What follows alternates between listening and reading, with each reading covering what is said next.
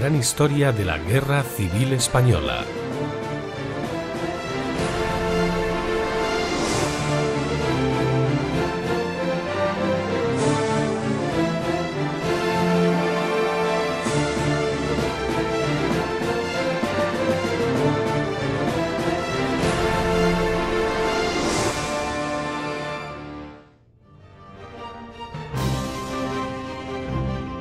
La Guerra Civil Española cumple un año.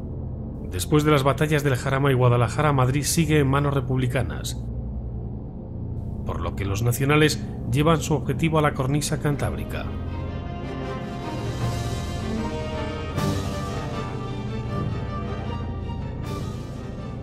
Comienza la campaña del norte.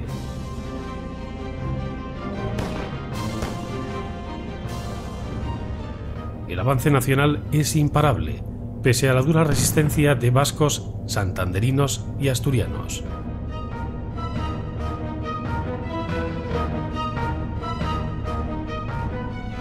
En Barcelona estalla una revuelta anarcosindicalista el mes de mayo. Largo Caballero dimite y Azaña encarga la formación del nuevo gobierno a Juan Negrín.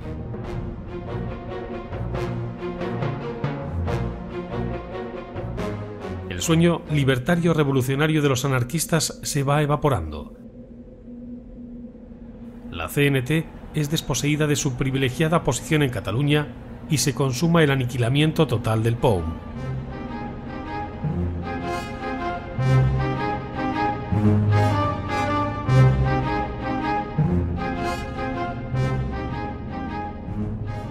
El orden vuelve a Barcelona y a toda Cataluña, pero empieza una durísima represión. Andrés Nin, el líder del POUM, es secuestrado, torturado y asesinado por fuerzas afines al gobierno de Negrín. A su vez, la República ordena una serie de acciones de apoyo indirecto para aliviar la presión sobre Vizcaya, en el frente de la Universitaria y en la Granja. Pero nada puede frenar el avance nacional. Tras las primeras avanzadillas de la infantería, los tanques nacionales llegan al centro de Bilbao. Entre las 5 y las 6 de la tarde se ocupará toda la villa. Los puentes de Bilbao han sido volados en la retirada de las tropas republicanas para entorpecer el avance del enemigo. Los pontoneros nacionales, una vez dentro de Bilbao, instalan pasarelas sobre barcazas y lanchones para poder atravesar el río Nervión. La toma de Bilbao supone un hito decisivo en el desarrollo de la guerra. Los nacionales conquistan una gran ciudad y una de las más importantes zonas industriales de España. Los nacionales ya pisan suelo montañés. Las tropas nacionales, sin apenas descanso, avanzan hacia su próximo objetivo: Santander.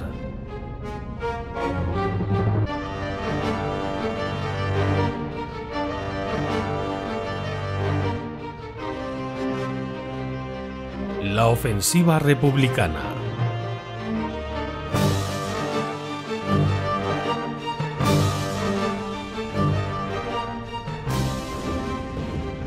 El 14 de agosto de 1937, recuperadas las fuerzas nacionales que se desplazaron al centro para la batalla de Brunete, comienza la ofensiva franquista sobre Santander.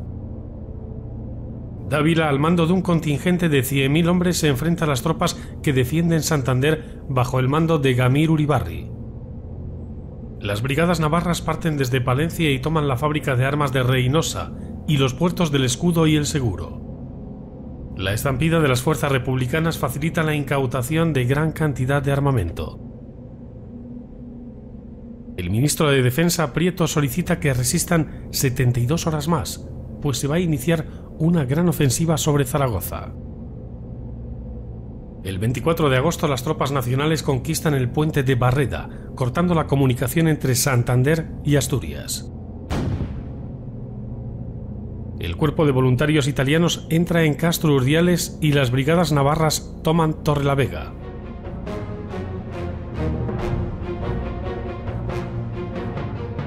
Gamir Uribarri, jefe máximo de las fuerzas republicanas, firma la orden de evacuación, la retirada general hacia Asturias.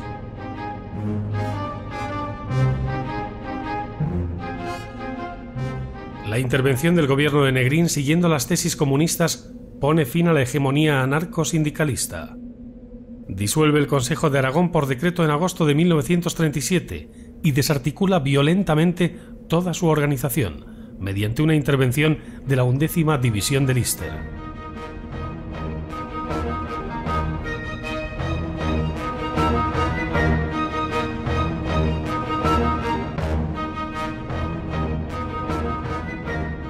Lister, excediéndose en sus atribuciones, ocupa militarmente Aragón, detiene a los miembros libertarios del Consejo y recupera para el gobierno todas las facultades estatales de las que se ha visto privado. Negrín se ha transformado en un dictador con el beneplácito del comunismo y los partidos burgueses. 24 de agosto de 1937. Los republicanos desencadenan una nueva ofensiva en el frente de Aragón para aliviar la presión sobre Santander. Mientras los nacionales están a punto de entrar en Santander, Prieto concentra importantes fuerzas terrestres y aéreas en Aragón, con la misión de ocupar Zaragoza, obligar a los nacionales a suspender su avance en el norte y derrumbar todo el frente del este. A finales de agosto de 1937, la campaña del norte sigue su marcha imparable. Los nacionales tienen embolsado Santander y Asturias. La República prepara una maniobra de distracción en Aragón para obligar a los nacionales a desviar tropas del frente norte.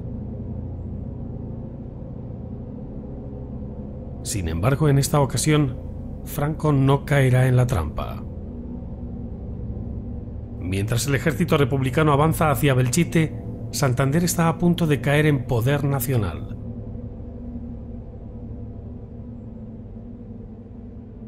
Franco no modifica su estrategia en el norte. El plan republicano consiste en abrir un pasillo entre Belchite y Quinto y lanzarse sobre Zaragoza, una plaza lo suficientemente importante como para forzar al enemigo a acudir en su socorro. Se trasladan al frente de Aragón las más destacadas unidades republicanas que han participado en la batalla de Brunete, convenientemente reorganizadas. Son en total algo más de 80.000 hombres, carros blindados, piezas de artillería y baterías antiaéreas.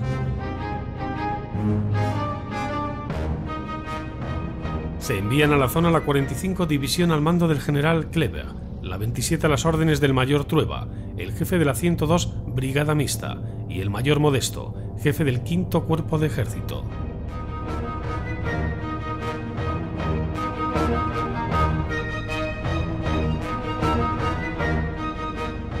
La dirección del conjunto se asigna al general Pozas, jefe del Ejército del Este. Instala su cuartel general en Bujalaroz, antiguo feudo anarquista, a unos 90 kilómetros al este de Zaragoza. Es también llamada la 11ª División de Lister, la 46 del Campesino, varias unidades anarquistas y otras unidades independientes. La situación de semiabandono por parte de los nacionales del frente aragonés permite y facilita el desconcierto y la sorpresa inicial de la ofensiva.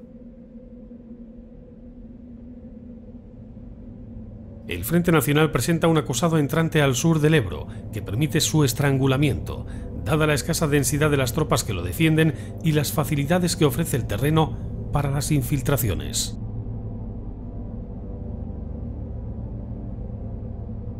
El terreno suavemente ondulado es apto para la acción ofensiva y el avance. En pocos días los republicanos conquistan 1000 kilómetros cuadrados y cortan la carretera Zaragoza-Huesca a la altura de Zuera. La columna motorizada de Lister no puede superar el obstáculo que representan los defensores de Fuentes de Ebro y queda inmovilizada. Los defensores de Quinto se repliegan la noche del 24 al 25 de agosto a la iglesia y casas vecinas, de donde son desalojados la tarde del día siguiente. En Codo, los requetés de Nuestra Señora de Montserrat combaten en el casco urbano, casa por casa, hasta que logran romper el cerco en una desesperada salida con innumerables bajas. Solo queda Belchite, que va a prolongar durante 15 días su increíble resistencia, protagonizada por su pequeña guarnición y por la población civil, apenas unos 2000 hombres. La tenacidad de los defensores nacionales en esta población sorprende a los republicanos. Franco ordena a las tropas que defienden Aragón resistir hasta que lleguen refuerzos. Desde el norte acude la aviación nacional. Varias unidades de la Legión Cóndor también son enviadas a la zona. El 26 de agosto las tropas italianas y las brigadas navarras entran en Santander. En Santoña las fuerzas del ejército vasco se entregan a las tropas italianas. Fidel Dávila comunica a Franco que la ciudad montañesa ha caído. Ahora solo queda Asturias como único reducto republicano en el Cantábrico. Llegan al frente de Aragón los primeros refuerzos nacionales desplegándose por las posiciones más críticas del frente. Simultáneamente, tropas republicanas apoyadas por tanques soviéticos logran un considerable avance hacia Belchite. Situado a 48 kilómetros de Zaragoza, Belchite, un pueblo sin apenas valor estratégico, se ve envuelto en una terrible batalla, superando todo lo imaginable. La primera ofensiva republicana sobre Belchite se produce el 28 de agosto, pero es rechazada por los defensores, una guarnición compuesta por 2.273 hombres. El 31 de agosto el general Walter toma el mando de las operaciones republicanas, produciéndose los primeros ataques, todo un preámbulo de lo que se avecina.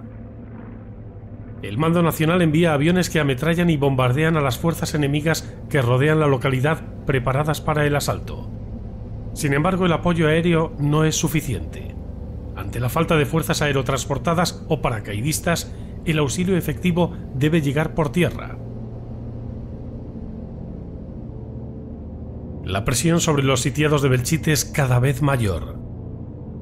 La población civil es evacuada de las zonas limítrofes del pueblo. Hace calor en Belchite. Bajo un sol abrasador y asfixiante, los soldados nacionales esperan. Mientras tanto, las tropas republicanas toman posiciones en las afueras del pueblo para el asalto final.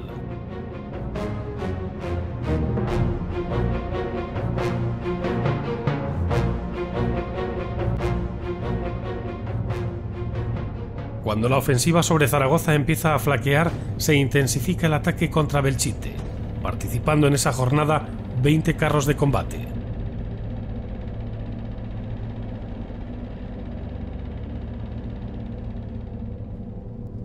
Y desde el aire apoyan el ataque varias escuadrillas de cazas soviéticos. El 1 de septiembre, ante la imposibilidad de seguir avanzando hacia Zaragoza, el Estado Mayor republicano concentra todo su esfuerzo bélico sobre la única localidad que ha quedado aislada en la zona republicana, Belchite.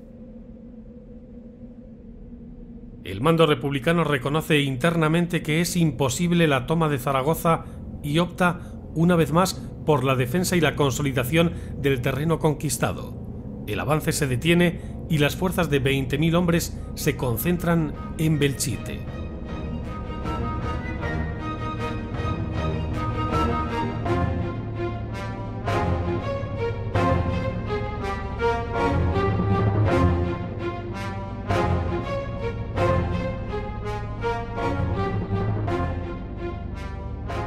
Gracias a un aparato de radio, Belchite puede comunicarse con el alto mando nacional en Zaragoza. Es el único sistema que tienen los sitiados para solicitar ayuda y suministros.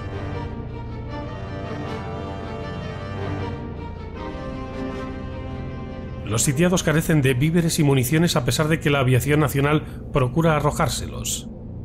El pueblo está virtualmente ocupado y la República organiza expediciones de periodistas extranjeros. Pero no pueden entrar ante la intensidad del fuego cruzado entre sitiados y atacantes. Los defensores en sus mensajes radiados piden incesantemente ayuda. Pero la localidad está completamente rodeada por tropas republicanas. Belchite ha quedado aislado de la zona nacional.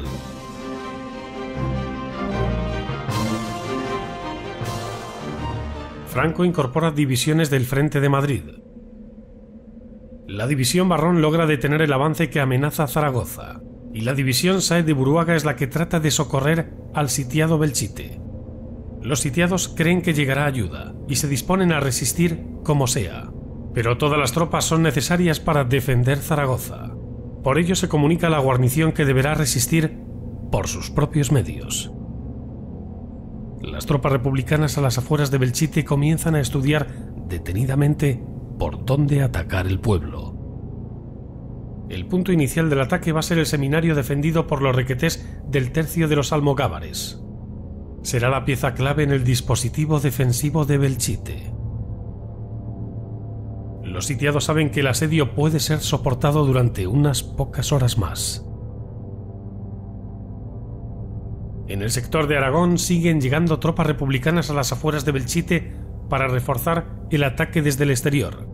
El 2 de septiembre, guardias de asalto republicanos logran entrar en el seminario, iniciándose una terrible lucha cuerpo a cuerpo. Los sitiados logran rechazar el asalto, obligando a los asaltantes a parapetarse en las calles adyacentes. Los requetés que se han batido en el seminario se incorporan a los defensores de la población. Unas horas más tarde, los republicanos vuelven al ataque, esta vez con el objetivo de sabotear el depósito de agua y el transformador. Los combates ya se producen en la calle Mayor, donde se han logrado infiltrar los republicanos.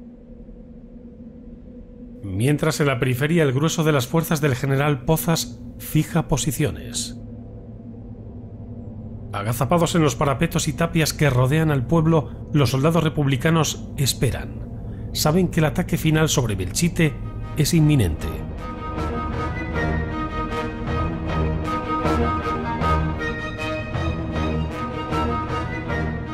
El 1 de septiembre los nacionales cierran el frente santanderino tomando las localidades del litoral que estaban en manos republicanas. Las tropas cruzan el río Deva, frontera natural con la provincia de Asturias. El día 2 cae en manos nacionales la localidad santanderina de Potes y comienza la ofensiva para conquistar el territorio asturiano. Mientras en Belchite, al anochecer del 2 de septiembre, el seminario está a punto de sucumbir. Los republicanos ya ocupan la Plaza de Toros y otros edificios representativos.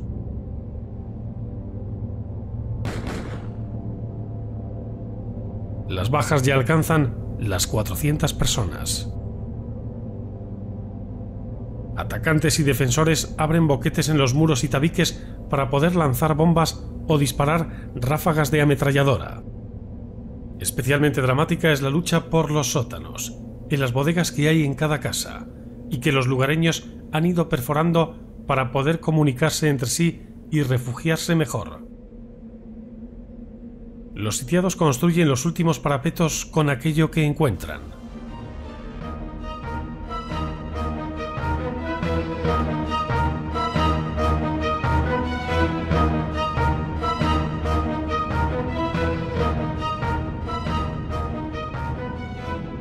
El 3 de septiembre los radiogramas de los nacionales dejan traslucir el drama de la situación.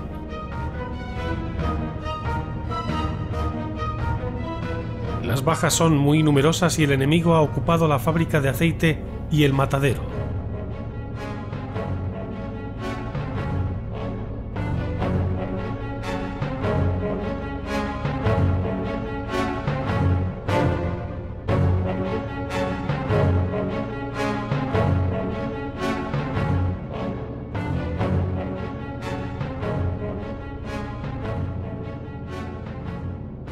El círculo del asedio se ha cerrado. Aunque sin tener un carácter decisivo, la lucha también se da en el aire, enfrentándose grandes formaciones de aviones de ambos bandos. Los nacionales despliegan sobre todo la aviación italiana trasladada desde el norte y el centro, así como al grupo de García Morato.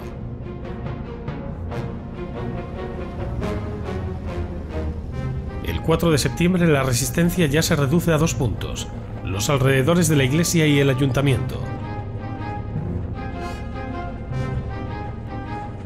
Se comunica al alto mando republicano que ha aparecido otro foco de resistencia en la casa de la boticaria, compuesto por soldados y civiles que se han retirado de otras barricadas. Las tropas republicanas intensifican el ataque concentrándose en los últimos focos de resistencia. Mientras Belchite está a punto de caer, Zaragoza resiste. Pero dentro del pueblo aún quedan algunos focos que resisten. El general Pozas ordena tomarlo de una vez por todas. Los últimos defensores de Belchite, divididos en dos pequeños grupos, se refugian en torno a la iglesia y el ayuntamiento. Los defensores comunican por radio que es imposible resistir más. Las bajas alcanzan ya los 800 hombres. O se muere o se intenta la huida. La noche del 4 de septiembre, los asaltos se intensifican. La acumulación de fuerzas republicanas en el sector de Belchite hace imposible cualquier intento de ayuda por parte de las unidades nacionales de Barrón y de Sáenz de Buruaga.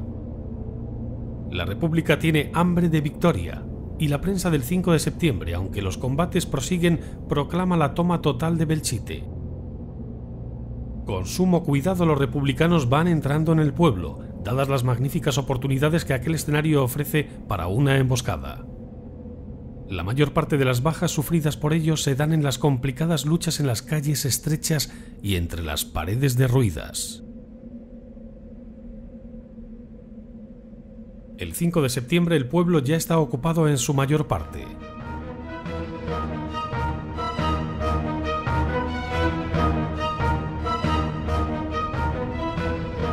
El general Pozas se presenta en persona a comprobarlo.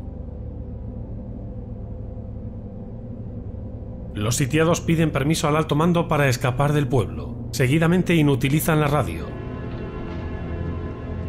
Los republicanos prenden fuego a los pocos edificios que aún quedan en pie, sin reparar si dentro de ellos quedan soldados enemigos o incluso civiles.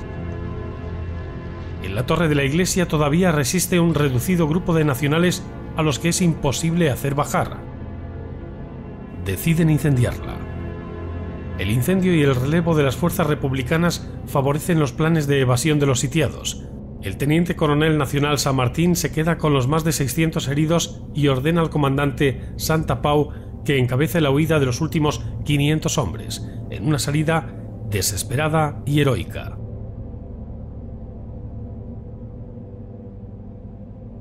Lo logran corriendo toda la noche campo a través hacia el este, unos 20 kilómetros, hasta que encuentran las hogueras que han prendido los nacionales para indicarles el camino.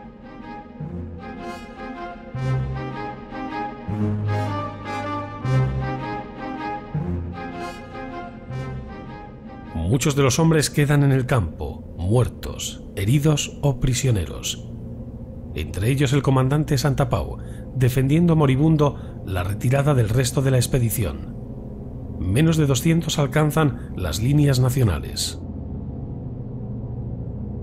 Con las primeras luces del 6 de septiembre los republicanos van ocupando, sin disparar un solo tiro, todos los puntos del pueblo.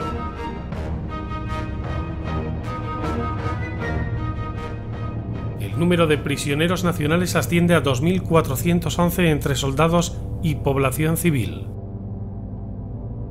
El botín capturado asciende a unos 2.000 fusiles, 27 ametralladoras, morteros, baterías de 75 milímetros, abundante munición y diverso material.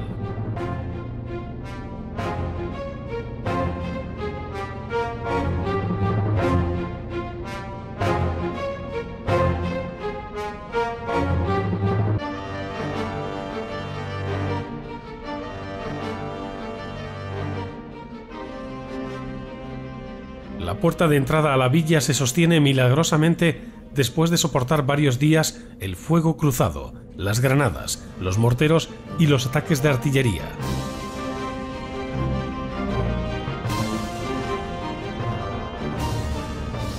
Pero la calle mayor queda destrozada, los edificios rotos por las bombas y el suelo cubierto de cascotes y muertos. La primera conquista republicana se anuncia por todo lo alto.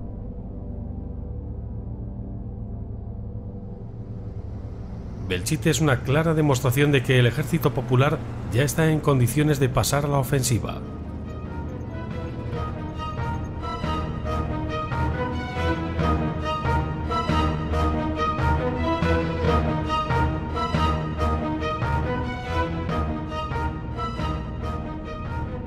Y después de la victoria llega la hora de la rapiña, del saqueo, del botín de guerra. Belchite se traduce en una terrible carnicería que eleva las víctimas mortales a 5.000 combatientes entre ambos bandos.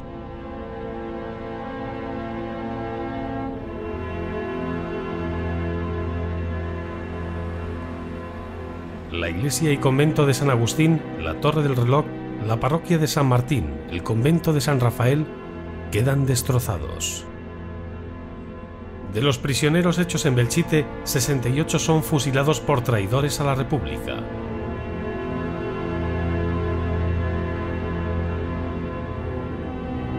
La localidad no retornará a manos nacionales hasta el 10 de marzo de 1938. En el norte de España los nacionales siguen su avance imparable. Desde el este la 4ª Brigada de Navarra progresa por la costa asturiana y la 5ª y la 6ª lo hacen por la carretera de Cabrales. En los picos de Europa, la 81 División penetra en el Principado desde León. El 5 de septiembre los nacionales ocupan Llanes.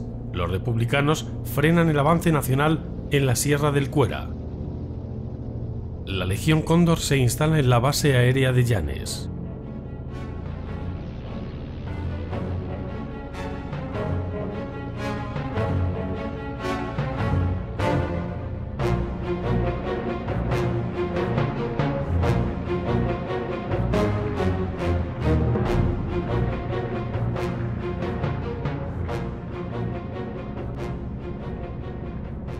Se producen duros combates en el desfiladero del Mazuco. La 1ª Brigada de Navarra intenta expulsar a la 184 Brigada Republicana con apoyo artillero y bombardeos de la aviación, pero el Ejército Popular resiste en la línea del frente. Ambas formaciones reciben refuerzos, pero el frente se estabiliza.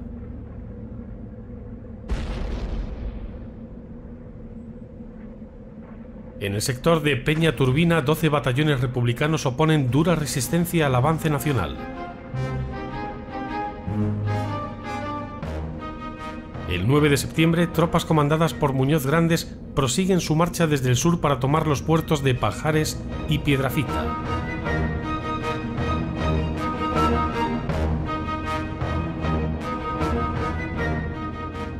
El 11 de septiembre los nacionales inician la maniobra de envolvimiento en la Sierra del Cuera. La 5ª y 6ª Brigadas de Navarra se sitúan a la espalda de los republicanos, que tienen enfrente a la 1ª y 4ª Brigadas. Los mandos republicanos deciden retrasar la línea defensiva hacia el oeste, para así proteger Gijón.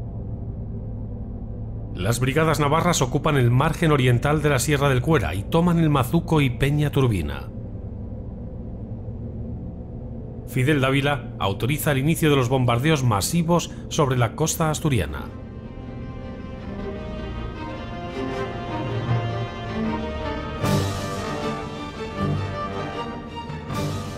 Con el apoyo de la aviación, las brigadas navarras van minando la resistencia republicana.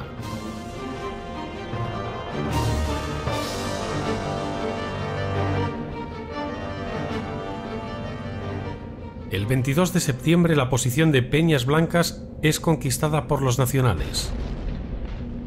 Los republicanos vuelven a utilizar la política de tierra quemada. Desde el este las brigadas navarras ocupan Ribadesella. Los defensores destruyen todos los puentes que cruzan el río. Y los nacionales alcanzan los lagos de Covadonga.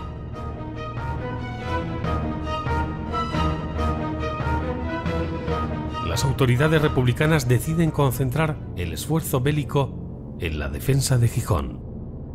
El 11 de octubre las brigadas navarras cruzan el río Sella por Cangas de Onís. La aviación bombardea intensamente y el avance por el litoral se acelera ante el retroceso republicano. Desde el interior, la 81 División continúa el avance hacia el norte y se acerca a Oviedo. La retaguardia se descompone y los líderes políticos inician la huida. El cerco sobre Gijón se estrecha y la aviación lanza duros ataques durante la noche. Desde el sur y el este, las brigadas navarras y la 81 División han tomado todas las poblaciones importantes y mantienen cercado a Gijón. El 21 de octubre los republicanos entregan la plaza de Gijón a los nacionales. El Consejo de Asturias, días antes de abandonar la ciudad, ordena la destrucción de todas las industrias militarizadas. La oculta quinta columna se hace con el control de los principales edificios, entre ellos el de la radio, desde donde se reclama ayuda a las brigadas navarras para que tomen la ciudad.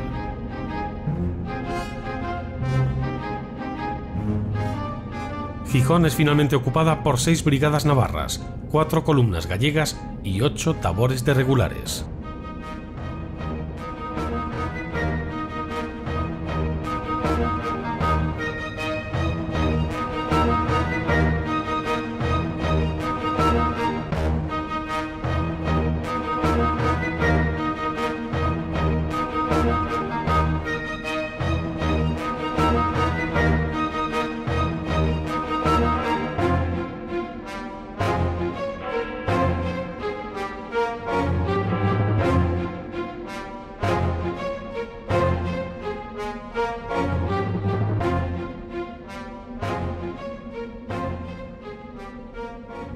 La toma de Avilés supone el fin del Frente Norte republicano.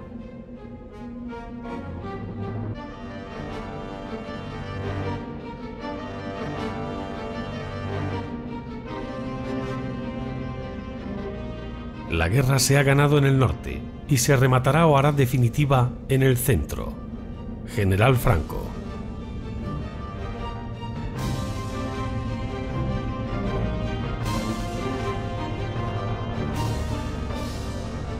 Octubre de 1937. Se cumple un año y medio de la Guerra Civil. El avance nacional es imparable. Dominan ya más de la mitad del territorio español. El triunfo en el norte da una enorme estabilidad a la retaguardia nacional. Las tropas de Franco dan por finalizada la campaña del norte, ocupando los últimos territorios asturianos y dominando por completo el control del Cantábrico. En adelante, las tropas nacionales que han participado en el norte podrán desplazarse a otros puntos de España para combatir en otros frentes. A ellas se les unen curtidos soldados gallegos, reclutas asturianos y exsoldados de la República. El Estado Mayor de Franco se reúne para preparar una nueva ofensiva sobre Madrid y acabar con la resistencia de la capital. El gobierno de la República debe reaccionar urgentemente. El general Vicente Rojo debe planificar una nueva ofensiva. Perdido el norte, concentrará sus fuerzas en Teruel, en el Bajo Aragón, para frenar la ofensiva nacional sobre Madrid.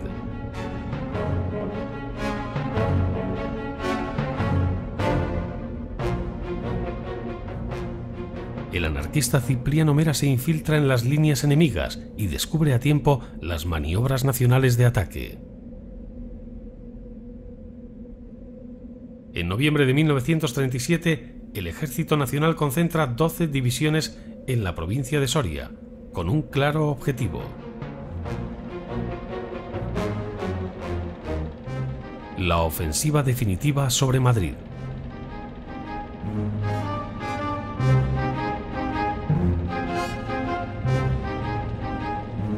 Con esa información, el Estado Mayor republicano planea para diciembre un ataque envolvente sobre Teruel, desbaratando así la ofensiva nacional sobre Madrid. La ciudad es una capital de provincias pequeñas, sin apenas valor estratégico, y las fuerzas nacionales que la defienden son escasas. Teruel se encuentra a modo de cuña en territorio republicano, por lo que es fácil de atacar y envolver. Las tropas de Domingo Rey de Harcourt, gobernador militar, son de segunda línea, poco nutridas de oficiales y con escasa instrucción. La guarnición de la plaza está constituida por 3.000 hombres que defienden Teruel. Los defensores conocen su extrema debilidad y la información les indica que el enemigo piensa atacarles. Siguiendo el criterio de Franco, las guarniciones secundarias deben aguantar con sus propios medios el tiempo necesario para recibir ayuda y de este modo mantener reunida toda la potencia de fuego disponible. Teruel ocupa una posición muy precaria en el extremo de la punta de lanza nacional que amenaza Valencia y toda la retaguardia republicana. Siempre ha sido una plaza sitiada unida a Zaragoza por el ferrocarril y la carretera de Calatayud, ambos bajo la amenaza de la artillería republicana emplazada en los altos de Celadas y del Muletón. Miércoles 15 de diciembre de 1937. El general Vicente Rojo da la siguiente orden a todas las unidades. Los combatientes deberán tener presente que los momentos son trascendentales, que necesitamos una victoria resonante a toda costa. Se trata de estrangular el saliente turolense estableciendo un nuevo frente desde Campillo al Muletón y embolsando a todas las fuerzas situadas en él. Más de 100.000 soldados republicanos avanzan hacia la ciudad, apoyados por 300 piezas de artillería y 200 tanques.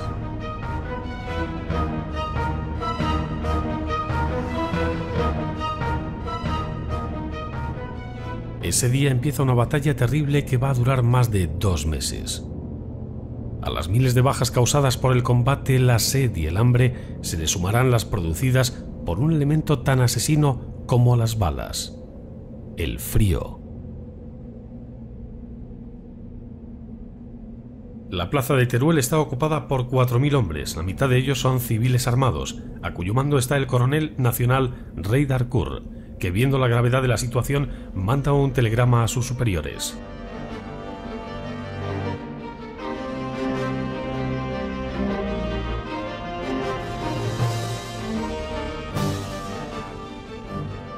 Atacado por todos los frentes, se resiste. Moral elevada. No obstante, precisa urgente socorro. El ataque republicano sobre Teruel hace renunciar a Franco a la ofensiva sobre Madrid para acudir en auxilio de la ciudad sitiada. Ante la gravedad de los acontecimientos, Franco manda a movilizar tropas para presentar batalla a los republicanos.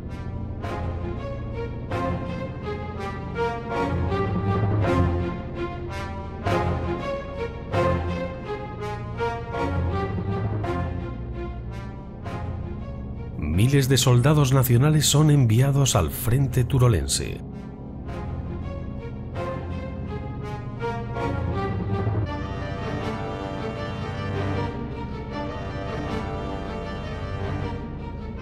El 22 de diciembre se desarrollan los combates cuerpo a cuerpo en el centro de la ciudad. Atacantes y defensores de la plaza se enfrentan cara a cara, en las estrechas calles, en las esquinas y de una habitación a otra. Mientras tanto, la población civil se esconde aterrorizada en los sótanos. Dentro de la ciudad continúa la voladura de edificios para acabar de una vez por todas con la resistencia nacional. Los republicanos no quieren otro Alcázar de Toledo. Una mina estalla dentro del reducto de la comandancia y destruye todos los aparatos de radio, dejándola incomunicada con el seminario, el otro foco de resistencia. El 31 de diciembre, más conocido como la Noche Triste Turolense, no hay nadie defendiendo la plaza. Pero ni los de fuera ni los defensores de los reductos salen para cerciorarse que el enemigo haya abandonado la ciudad. Rojo vuelve al frente y ordena a una de las brigadas de la 47 División que actúe como tropa de contención en caso de desbandada. Reordena a Lister volver al frente, pero este se opone terminantemente, alegando el total agotamiento de sus tropas tras 15 días de combate bajo la nieve, y pese a que es ascendido al grado de teniente coronel.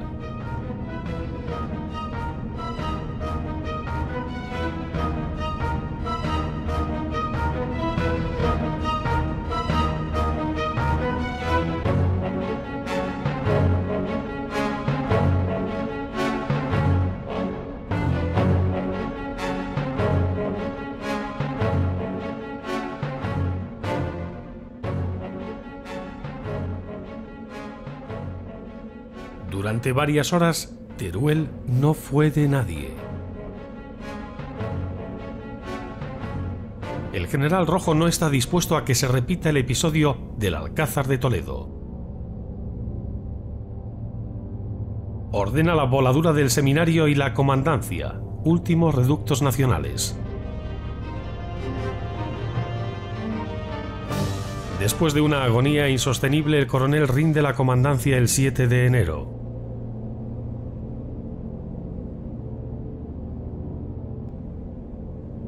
Los republicanos dominan toda la ciudad, pero ello significa que ahora se han convertido en sitiados y los nacionales en sitiadores.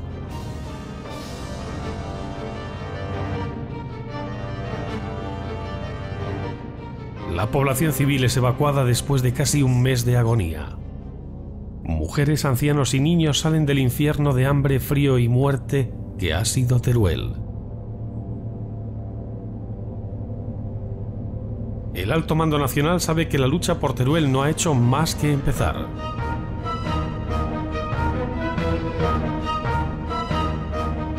Franco ha de reconquistar Teruel a cualquier precio. Ordena al general Dávila reorganizar el ejército de operaciones, que queda configurado por 3 cuerpos de ejército. El de Galicia del general Aranda. El de Castilla del general Varela. Y el marroquí del general Yagüe. Pero la conquista republicana no durará mucho tiempo. El espacio en la guerra es un acordeón, va y viene.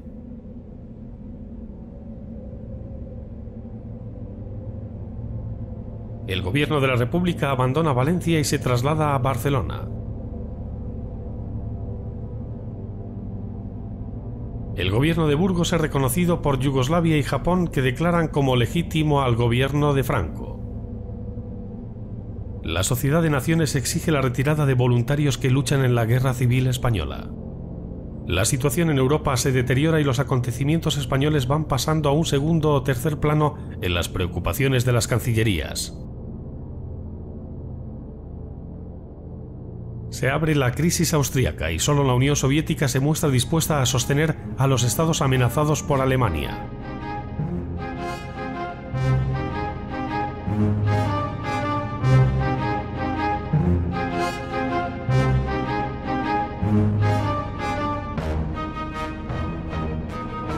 En España, entre tanto, toda la atención sigue puesta en una pequeña capital de provincias, Teruel.